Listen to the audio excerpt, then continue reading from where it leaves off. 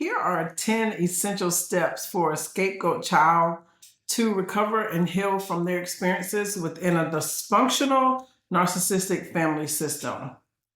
Number one, acknowledge and validate your experience. Understand and accept that you are assigned an unfair role in the family. It is not your fault.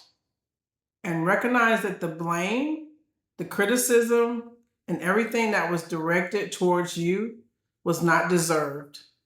You're a reflection of family dysfunction.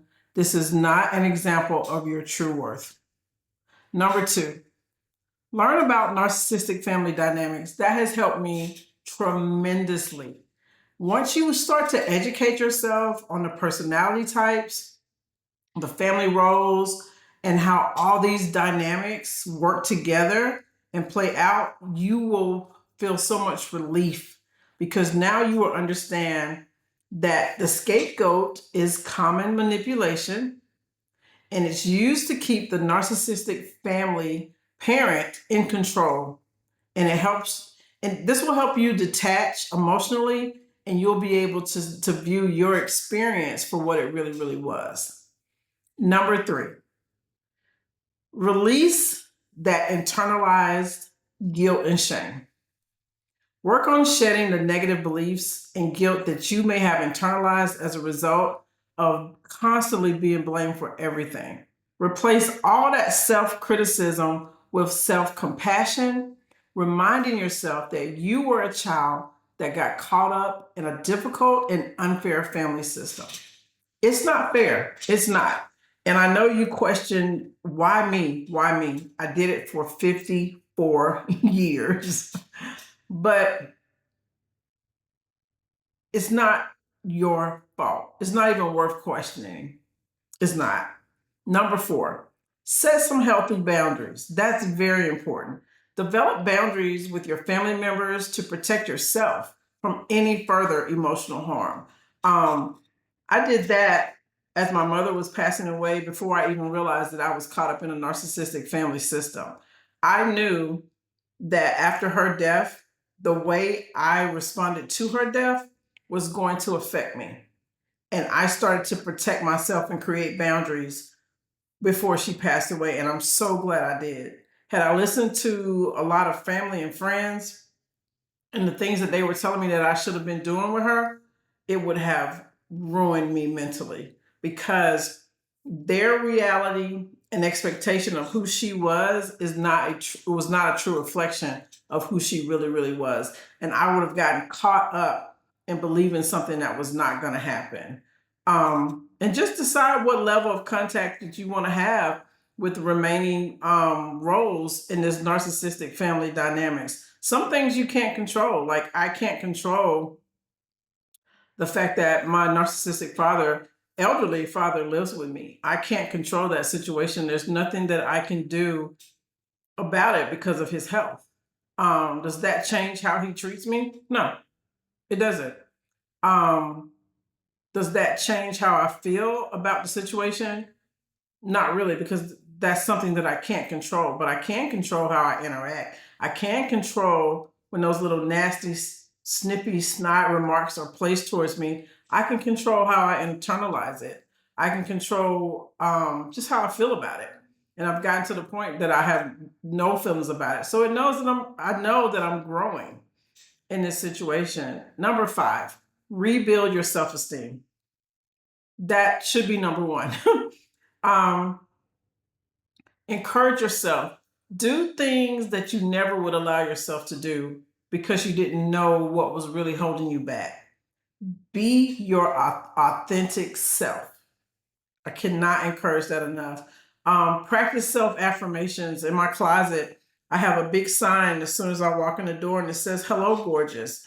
And I took that for granted for a long, long time, but now I actually read it and I believe it. Hello, gorgeous. Speak positive affirmations and positive words to yourself. Be positive to others. You'll be surprised at how far just a little gesture of just hello to strangers will make you feel better because you'll see the light in their eyes. Number 6, seek professional support. I did that before I realized that I was in a narcissistic family system. She helped me a lot. She helped me to understand that things were not my fault and they were not normal. So seek professional support. Find you a therapist that specializes in dysfunctional families, that specializes in narcissistic abuse. The therapist will help you process these painful emotions, and it'll also help you reframe your self perception and equip you with some strategies to deal with the rest of the family if you still have to deal with that. Number 7, practice self care and self compassion. Work on your health. Just prioritize your life when it comes to other people. Just regular self care. Like, I take more time now just to wash my face in the morning. Just little bitty things that I just kind of took for granted. Like, I really am into myself now. I think about, what I'm doing more, why I'm doing it, what I'm eating, why I'm eating it. A lot of that emotional eating is gone.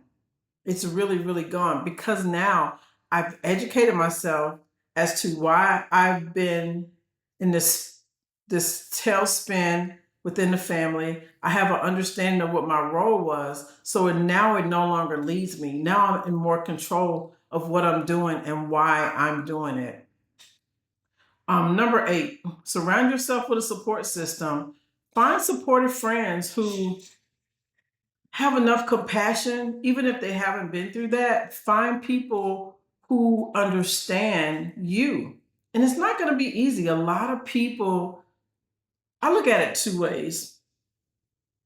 A lot of people are not willing to admit who their parents really are, especially a mother, especially a mother. Um, and if you find friends that really had a true loving mother, it's going to be hard for them unless they've like been around you all of your life.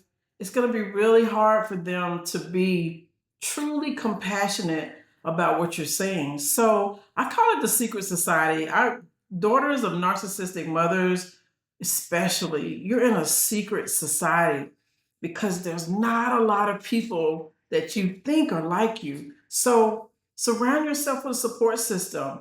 I have a Facebook group called Mother Wounds. Look it up on Facebook and request to join. And I'm creating that community for other people to be able to just talk about their experience and be real with it and get advice from other people, to learn from other people how they were able to adjust, how they were able to just deal with whatever they've had to deal with in this situation. Number 9, redefine your identity. Once you begin to educate yourself, you will begin to redefine who you are. Like I just said, I no longer have that emotional draw to food. Like before, I knew I was an emotional eater. Now, I really eat when I'm hungry. And I've noticed that, like, huh, I'm not eating my pain. I'm not eating my fears. I'm eating because I'm hungry. Um, so redefine your identity. Explore who you are outside of your family dynamics. Find out who you really were meant to be, but it got squashed down. It got squashed down because of an insecure adult. Pursue new interests, new hobbies. Just reflect on who you wanted to be, but maybe were too afraid to be when you were growing up. Number 10, focus on forgiveness and letting go. But you can only do it when you're ready. Someone asked me just the other day, how was I able to continue to help my mother when she was dying, even though she had mistreated me and the things she had done? My answer is only going to work for me, but this was my answer. I didn't do it because she was my mother. I did it because that's who I am. I would have done it for anybody. That was the main thing. I did not do the things that I did to try to help her and save her life because she was my mother. I did it because I would have done that for anybody.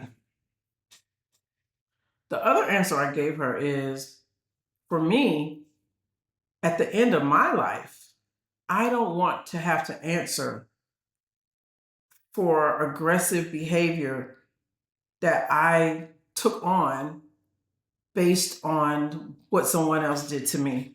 I don't want to have to answer to that. So I just choose to let things go and move on. Does it hurt? Yeah, it hurts. Is it hard? Yeah, it's hard. Do I cry at night? Sometimes. Sometimes I do.